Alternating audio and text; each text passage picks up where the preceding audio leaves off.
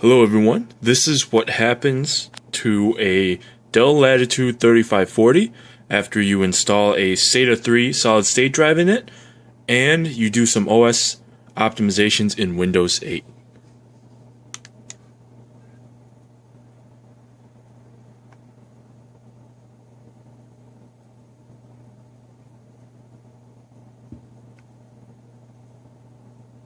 And it's up.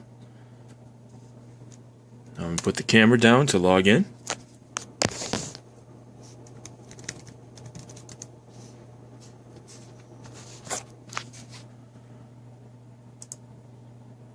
And this is the shutdown time.